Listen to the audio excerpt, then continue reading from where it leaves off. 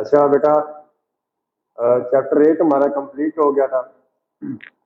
उसमें हमने नेमिंग की थी और स्ट्रक्चर बनाए थे एल्केन के, अल्काइन के, एल्कोहल के, कार्बोक्सिलिक एसिड के, एस्टर के। ठीक है, अभी चैप्टर नंबर 9 स्टार्ट करना है और चैप्टर 9 बेटा हमारे पास है हाइड्रोकार्बन। सबसे पहले बेटा हम हाइड्रोकार्बन की डेफिनेशन करते हैं। तो हाइड्रोकार्बन ना दो लफ्जों से मिलकर बना है, एक हाइड्रो है और एक कार्बन है। हाइड्रो बेटा हाइड्रोजन को स्टैंड करता है या रिप्रेजेंट करता है, और आगे कार्बन अगेन कार्बन है। तो ऐसे कंपाउंड जो कार्बन और हाइड्रोजन से मिलकर बनते हैं उन कंपाउंड को बेटा हाइड्रोकार्बन कहा जाता है। तो पहले हम हाइड्रोकार्बन की डेफिनेशन लिखेंगे। Compounds of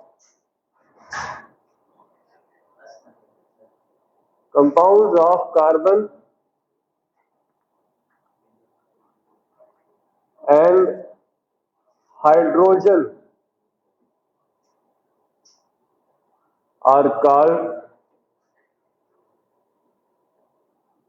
hydrocarbon. ठीक है, अब बेटा जो हाइड्रोकार्बन है ना, हाइड्रोकार्बन की 3 टाइप्स है। अब वो कौन सी टाइप्स है बेटा? तो पहले एक हमारे पास है अल्केन,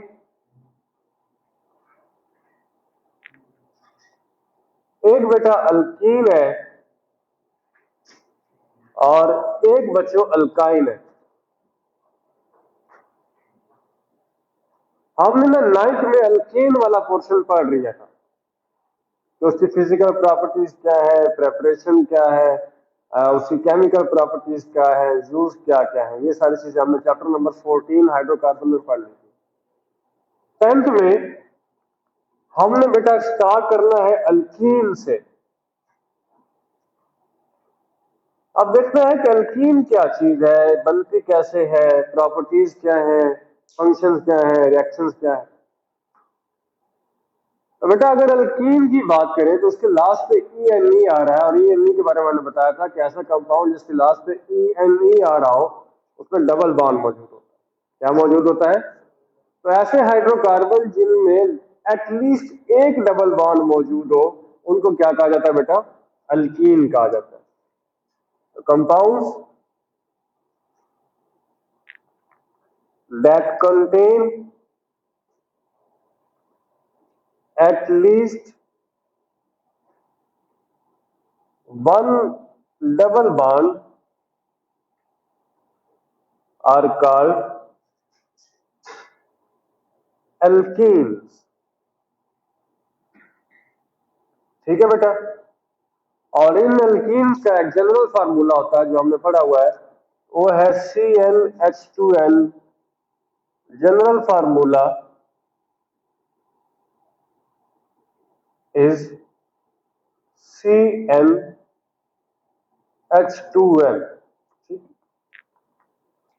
एग्जाम्पल देखें तो बेटा अल्कीन की सबसे पहला मेंबर जो है, सबसे कॉमन मेंबर है, सबसे कॉमन एग्जांपल है वो इथीन है। अल्कीन में सिंगल कार्बन वाला कोई मेंबर नहीं होता, ना ही अल्काइन में ना अल्कीन में। मीथीन या मिथाइल नहीं होता, सिर्फ अल्केन में सिंगल कार्बन वाला मेंबर होता है मीथेन। तो इसका सबसे पहला मेंबर इथीन है। इथीन का बच्चों मॉलिक्यूलर फार्मूला है C2H4, और अगर कंडेंस फार्मूला बनाए तो CH2 डबल बॉन्ड CH2। अगर स्ट्रक्चरल बनाना चाहे तो भी आप बना सकते हैं, हाइड्रोजन के बॉन्ड भी शो कर। सेकेंडली बेटा जो अल्कीन है ना, ये अनसैचुरेटेड हाइड्रोकार्बन से बिलोंग करता है।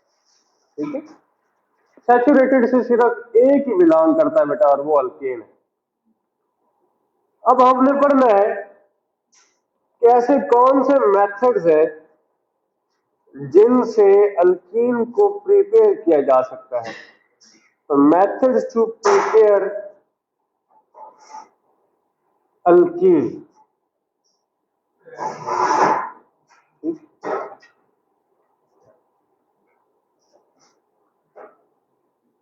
कि हमने इनको लैब में सिंथेसाइज करना है, लैब में प्रिपेयर करना है, तो उससे क्या मेथड है? उसमें ना बेटा पहला मेथड है क्रैकिंग ऑफ लार्ज एल्केन्स। ठीक, क्रैकिंग का लफ्ज है, इसका क्या मतलब है? क्रैक करना, ब्रेक डाउन करना, डिकम्पोज करना। तो पहले तो हम क्रैकिंग की डेफिनेशन करेंगे कि लार्ज मॉलिक्यूल को ब्रेक डाउन करके स्मॉल मॉलिक्यूल में, यूजफुल मॉलिक्यूल्स में कन्वर्ट करना क्या कहलाता है? क्रैकिंग कहलाता है। तो पहले क्रैकिंग की डेफिनेशन लिखें, the breakdown of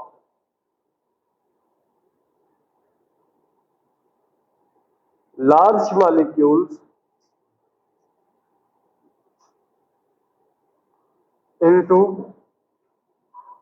more useful small molecules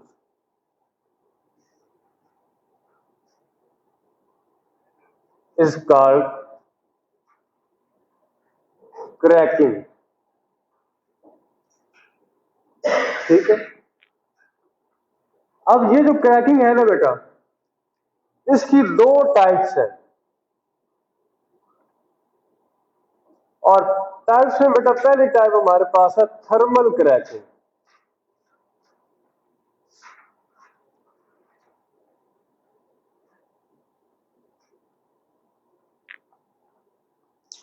therm बेटा हीट को रिप्रेजेंट करता है, यानी हम कंपाउंड को ब्रेक डाउन तो कर रहे हैं, छोटे से में डिवाइड तो कर रहे हैं, बट उसकी बेसिक कंडीशन क्या है? हीट है, टेम्परेचर है। हम उसको हीट करेंगे जिससे लार्ज अल्केन किस में कन्वर्ट हो जाएगा?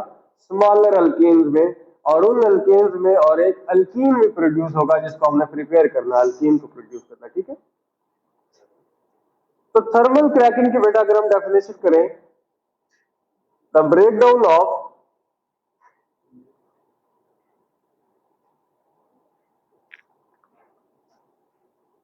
large alkanes into smaller molecules।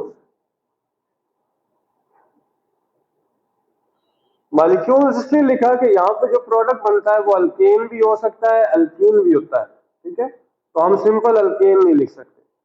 Small molecule upon heating is called thermal cracking. ठीक है बेटा, अब देखना यह है कि इस थर्मल क्रैकिंग में टेम्परेचर कितना यूज होगा।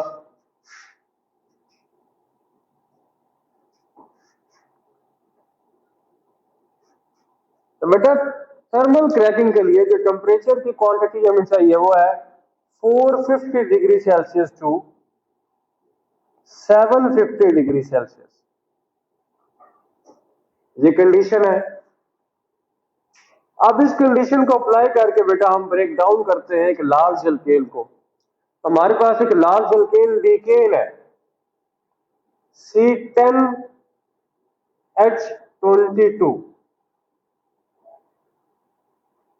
ठीक है, अब जब इस डीकेन को बच्चों हम हीट करेंगे और टेम्परेचर कितना देंगे? 450 to 750 degree Celsius,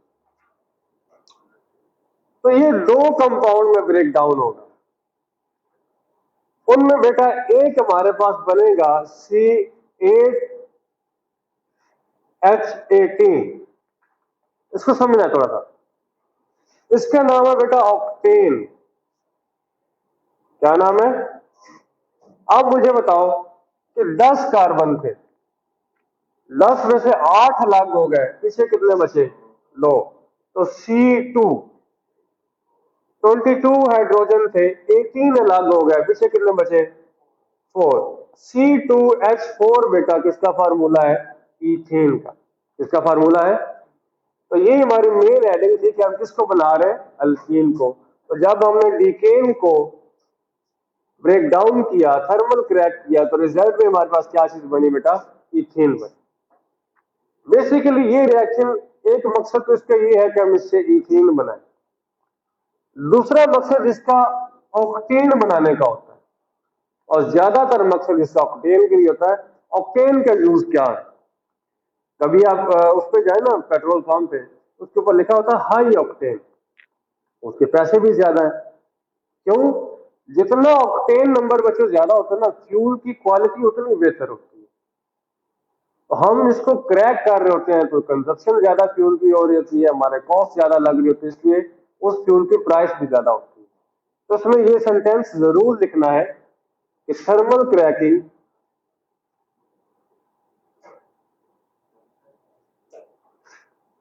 is used to manufacture octane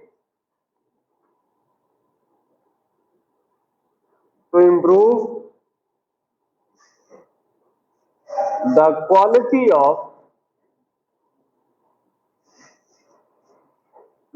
of fuel।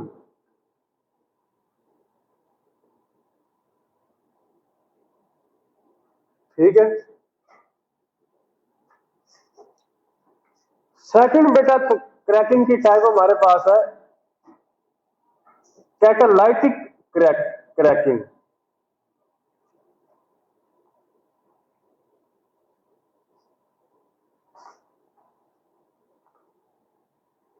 इसकी डेफिनेशन भी इसके नाम में है।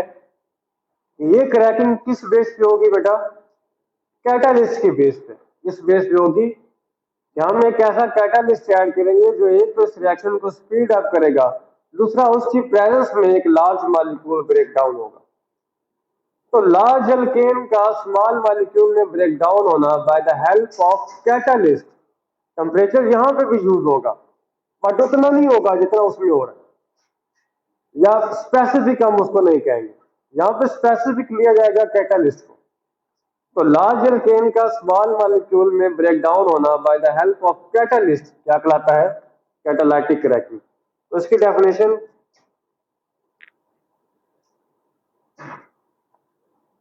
The breakdown of large alkanes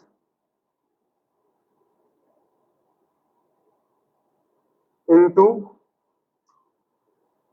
smaller molecules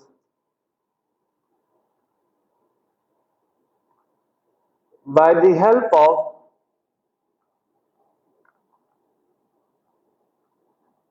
catalyst is called catalytic cracking। ठीक है। अब यहां पे दो चीजें यूज होंगी। नंबर वन, एक तो कैटालिस्ट यूज होगा, और कैटालिस्ट बेटा यहां पे जो यूज होता है वो जियोलाइट है। ठीक है। और जियोलाइट का बेटा फॉर्मूला होता है एल्यूमिनियम सिलिकेट। तो आप अगर फॉर्मूला नहीं याद तो आप जियोलाइट लिख सकते हैं। दूसरा बेटा यहाँ पे जो कंडीशन यूज होती है वो है टेम्परेचर। तो यहाँ पे फिक्स टेम्परेचर यूज होता है बेटा, और टेम्परेचर हमारे पास है 550 डिग्री सेल्सियस। तो ये दो कंडीशंस हैं इस रिएक्शन की। अब यहां पे भी हम कोई लार्ज अल्केन ले लेते हैं बेटा, हेप्टेन ले रहा हूं, C7H16 हेप्टेन। ठीक है। अब क्या हुआ कि मैंने इसको ये वाली कंडीशन अप्लाई की, एक तो जियोलाइट कैटालिस्ट दिया और एक 550 डिग्री सेल्सियस टेम्परेचर प्रोवाइड। जब बेटा इतना टेम्परेचर प्रोवाइड किया तो एक कंपाउंड इसमें बनना है पेंटेन C5H12। थोड़ा ध्यान करें, 7 कार्बन थे, उसमें से 5 कंज्यूम हो गए, 5 अलग हो गए, पीछे कितने बचे? 2। 16 हाइड्रोजन थे, 12 अलग हो गए, पीछे कितने बचे बेटा? और C2H4 बेटा किसका फार्मूला है? इथेन का। बहरहाल ये जो रिएक्शन है, जो कैटालाइटिक क्रैकिंग है, ये फेवरेबल है पेंटेन को बनाने के लिए। किसको बनाने के लिए? साथ में अल्कीन कोई भी हो सकती है, इथेन, प्रोपीन, ब्यूटीन, पेंटेन कोई भी हो सकती है, लेकिन एक प्रोडक्ट पेंटेन वो लाजमी बनेगा। तो ये सेंटेंस भी इसमें लाजमी ऐड करें, catalytic cracking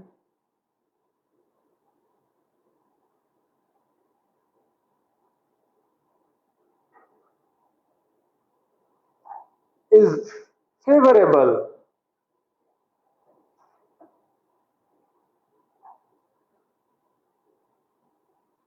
for manufacturing of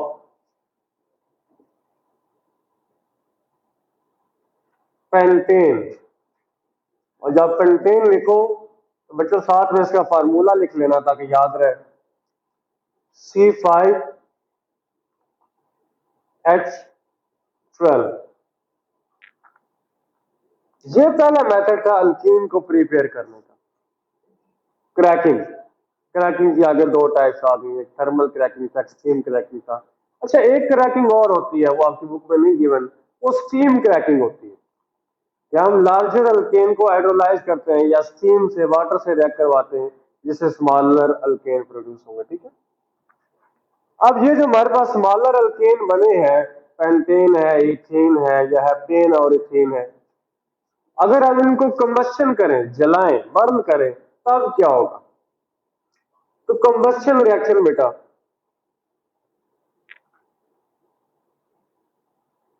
तो बच्चों कंबस्शन के बारे में हमने 9th में भी पढ़ा था कि कंबस्शन 2 तरह की है। पहले तो यह कि कंबस्शन करते कैसे हैं, तो जो भी अल्केन हमारे पास है, हम उसका ऑक्सीजन से रिएक्शन करवाते हैं।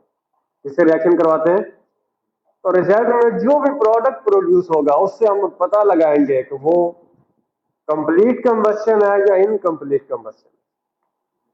तो कंप्लीट कंबस्शन की पहचान ये होती है कि एक तो वो अच्छा सप्लाई ऑफ ऑक्सीजन में हो रहा होता है, दूसरा वहां पे कार्बन डाइऑक्साइड प्रोड्यूस होती है। क्या प्रोड्यूस होता है? इनकम्प्लीट का ये है कि वहां पे एक तो ऑक्सीजन की सप्लाई लिमिटेड होती है, दूसरा वहां पे कौन सी गैस प्रोड्यूस होती है? Carbon monoxide. कौन सी प्रोड्यूस होती है बेटा? जो कि पॉइजनस होती है, और इसी चीज को बचने के लिए गाड़ियों में कैटालाइटिक कन्वर्टर लगाए जाते हैं जो उसको ऑक्सीडाइज करते हो। अब बेटा क्या हुआ कि मैंने इथीन ले लिया, C2H4, बेटा इसका रिएक्शन करवाया ऑक्सीजन के साथ, रिजल्ट में कार्बन डाइऑक्साइड बना, और साथ में बेटा वाटर वेपर्स, और लास्ट में हीट की प्रोडक्शन है। इसी तरह अब कोई भी जब अल्केन लेंगे और उसकी कंप्लीट कंबस्शन करवाएंगे, तो रिजल्ट में 3 चीजें ही बनेंगी, कार्बन डाइऑक्साइड, वाटर वेपर्स, और साथ में हीट प्रोडक्शन होगी। ठीक है, तो इसके बारे में थोड़ी थ्योरी लिख लें।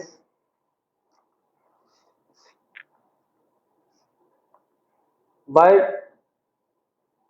Complete combustion of